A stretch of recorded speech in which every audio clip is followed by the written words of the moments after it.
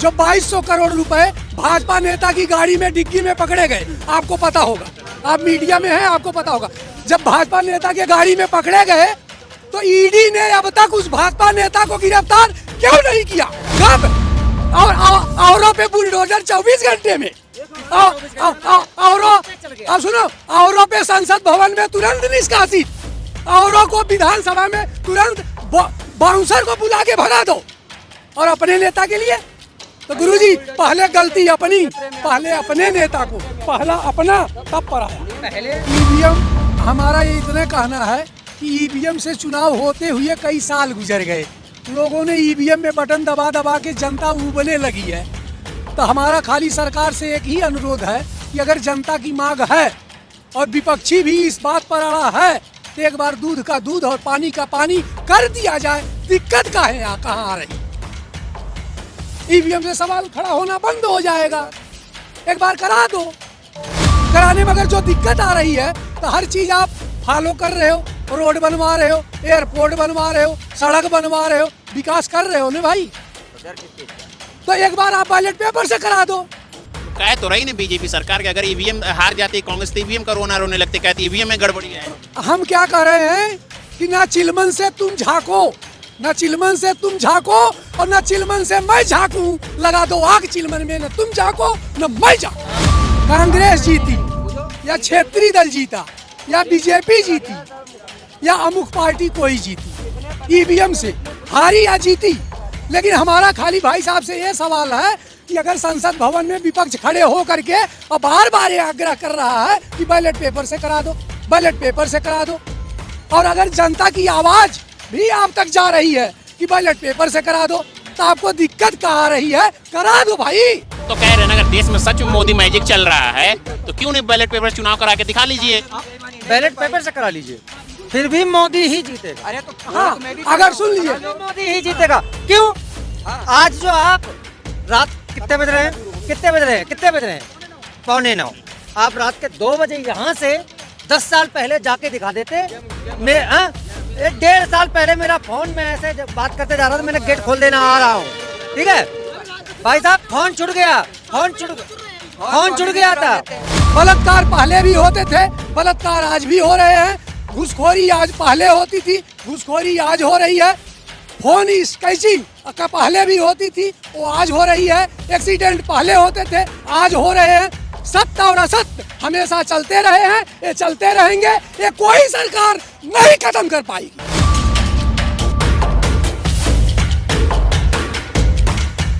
मैं आपके साथ अयान। जैसा कि आप सभी को मालूम है 5 राज्यों के चुनाव के नतीजे आते ही देश में हाहाकार मच चुका है। जिस तरह से बीजेपी की प्रचंड जीत हुई है उसी तरह से विपक्ष कई सवाल खड़े कर रहे हैं। एक तरफ से सवाल खड़े हो रहे हैं ईवीएम पे वरिष्ठ नेता दिग्विजय सिंह का कहना है कि जब मशीन हैक हो सकती है, चिप वाली मशीन हैक हो सकती है तो कुछ भी हैक हो सकता है। वहीं संजय राउत का भी कहना है कि ईवीएम हैकिंग के कारण ही बीजेपी सरकार आई है। इन्हीं सब मुद्दों पर आज हम जनता के बीच जानेंगे क्या कहना चाह रही है ईवीएम को लेकर। क्या ईवीएम बैन होना चाहिए या फिर बैलेट पेपर से चुनाव होना चाहिए? एक तरह से सरकार बीजेपी विपक्ष मांग करे ईवीएम बैन होने का, बैलेट पेपर चुनाव होने, क्या देखते हैं, किस तरह से देखते हैं आप इसको? ईवीएम, हमारा ये इतना कहना है कि ईवीएम से चुनाव होते हुए कई साल गुजर गए, लोगों ने ईवीएम में बटन दबा दबा के जनता उबलने लगी है। तो हमारा खाली सरकार से एक ही अनुरोध है कि अगर जनता की मांग है और विपक्षी भी इस बात पर अड़ा है तो एक बार दूध का दूध और पानी का पानी कर दिया जाए। दिक्कत का है यहाँ कहाँ आ रही? ईवीएम से सवाल खड़ा होना बंद हो जाएगा, एक बार करा दो। कराने में अगर जो दिक्कत आ रही है तो हर चीज आप फॉलो कर रहे हो, रोड बनवा रहे हो, एयरपोर्ट बनवा रहे हो, सड़क बनवा रहे हो, विकास कर रहे हो ना भाई, तो डर किस चीज का? तो एक बार आप बैलेट पेपर से करा दो।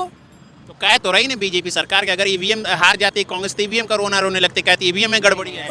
हम क्या कर रहे हैं कि ना चिलमन से तुम झांको, ना चिलमन से तुम झांको और ना चिलमन से मैं झांकूं, लगा दो आग चिलमन में, ना तुम झांको ना मैं झांकूं, करा दो बैलेट पेपर से।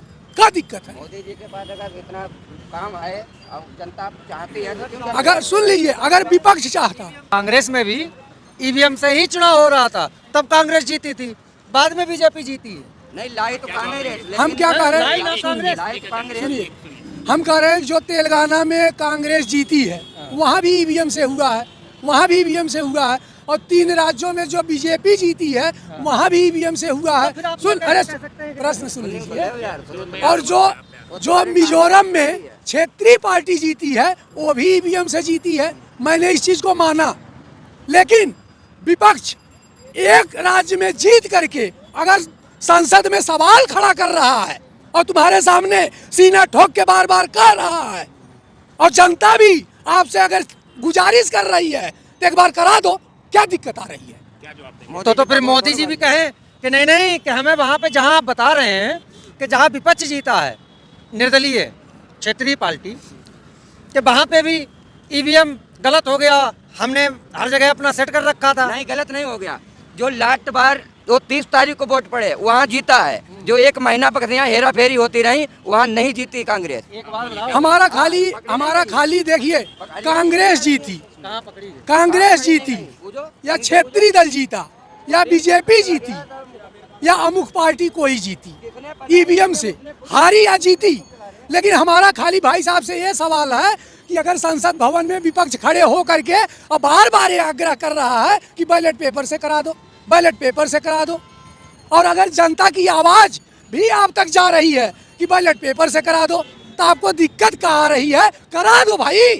भाई मोदी जी ने एक मिनट, लागू तो कांग्रेस ही किया है। अरे किया है लेकिन हाँ, अच्छा, इसका उत्तर हमने जो है अपने जिंदगी में 3 मंजिला इमारत खड़ी की, लेकिन हमारे लड़के की सोच है कि हम बाथरूम यहाँ नहीं रखेंगे, हम लाइटिंग वहाँ नहीं रखेंगे, हम यहाँ पोर्च बनाएंगे, शीश महल खड़ा करेंगे। तो अपने हिसाब से काम करेगा ना। तो हम करें, हम लोग उससे अपनी बात तो रखेंगे ना। तो हम करें, और कुछ चीज वो अपने आप कर सकता है, कुछ हमारी भी तो मान सकता है। तो हमारी काहे नहीं मानी जा रही? करा ले भाई। क्यों नहीं मानी जा रही है? कई लोग तो कह रहे हैं ना, अगर देश में सच में मोदी मैजिक चल रहा है तो क्यों नहीं बैलेट पेपर चुनाव करा के दिखा लीजिए? बैलेट पेपर से करा लीजिए, फिर भी मोदी ही जीतेगा। अरे तो हाँ, तो मैं भी अगर सुन लीजिए, मोदी ही जीतेगा। क्यों? आज जो आप रात कितने बज रहे हैं, कितने बज रहे हैं 8:45। आप रात के 2 बजे यहाँ से 10 साल पहले जाके दिखा देते।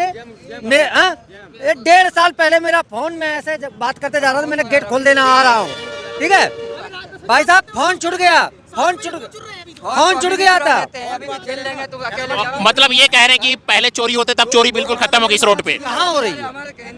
भाई साहब, मैं इनकी बात सुनो, मैं इनकी बात से सहमत नहीं हूँ।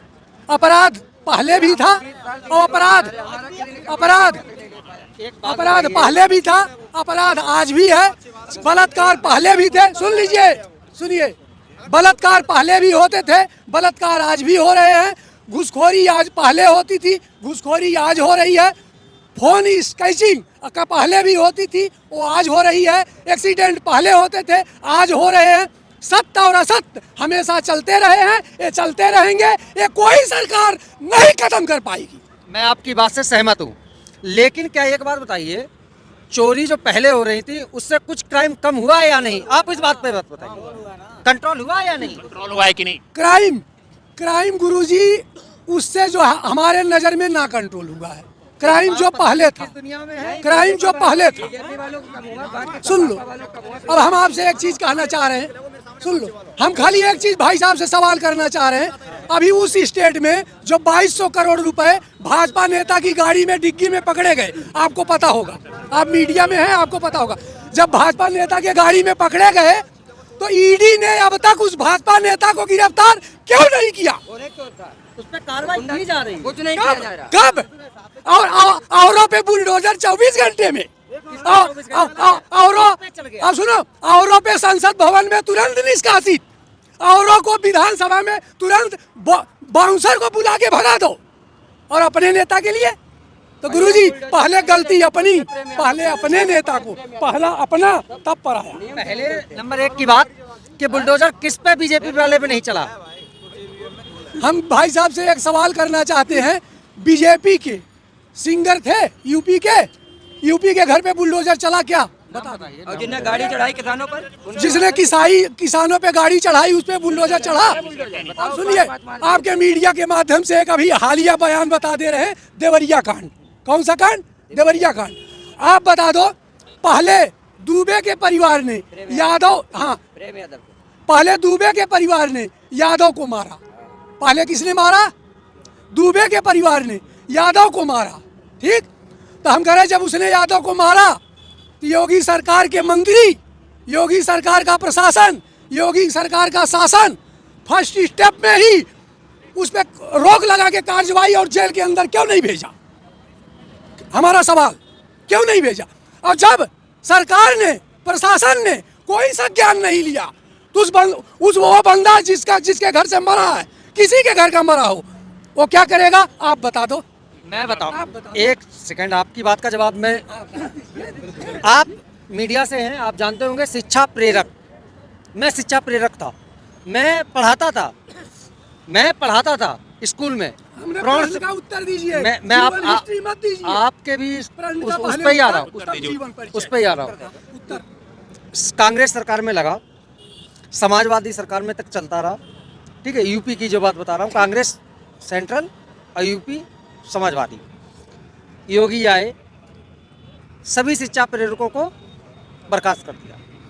3 साल का, आज तक का, आप किसी भी चैनल पे, यूट्यूब पे देख लीजिए, गूगल पे सर्च कर लीजिए, 3 साल का वेतन बकाया है हाँ है।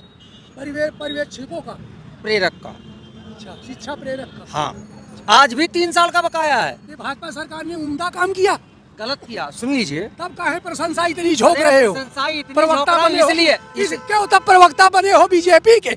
इसीलिए झोंक रहा हूँ, बता रहा हूँ आपको एक ना। तरफ बुराई और एक तरफ अच्छाई, आज दोनों पूरा विश्व, दो पहलू पे पैर रखोगे। पूरा विश्व हम कह रहे हैं एक पैर यहाँ रखोगे, एक एसडीएम हॉस्पिटल पे रखोगे, टांग फटेगी। तब लेकिन कहाँ? एक बात आप एक शिक्षा प्रेरक हैं। आपको दुनिया को, समाज को, समाज को ऐसी दिशा देनी चाहिए जिससे समाज सोचे कि ये शिक्षा प्रेरक है। गलत बोला? हम शिक्षा प्रेरक भारत के हैं, लेकिन हमारा भारत पूरे विश्व में पूजा जा रहा है। क्यों? कह रहे विश्व में डंका बज रहा है, पूजा जा रहा है। क्यों?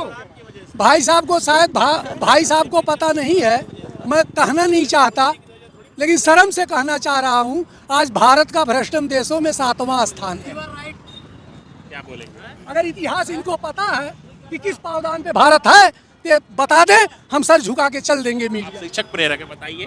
शिक्षा इतिहास तो- प्रेरक है। खाली इतिहास तो पता स्थान होगा। पे। 7वें पे पहले था, 1992 में भारत 7वें स्थान पे था, अब कितने पे? अब 11वें स्थान पे भारत है। क्या बात कर रहे हैं? अब आप, अरे डिक्शनरी पढ़े हो? बता दूं, किताब बताऊं, पृष्ठ संख्या बताऊं, चैप्टर बताऊं? बताइए। शिक्षा प्रेरक मान लोगे कि हम शिक्षा प्रेरक नहीं है, तब मानोगे मीडिया के माध्यम से? क्यों नहीं माने? हम जो हैं वो हैं। हाँ, अब सुन लो, भारत बीएस वर्ड डिक्शनरी 365 पृष्ठ पे 300 और दूसरे चैप्टर में पढ़ लेना कि 1992 में भारत भ्रष्टम देशों में 7वें पावदान पर था, आज भारत 11वें पावदान पर है। पढ़ ले। क्या बोलेंगे? इस बात पे तो हम अच्छा, बात हो रही थी ईवीएम की, तो क्या कहना चाहेंगे? ईवीएम बैन होना चाहिए, बैलेट पेपर से चुनाव होना चाहिए कि नहीं? चाहे आप ईवीएम से कराएं, चाहे बैलेट पेपर से कराएं,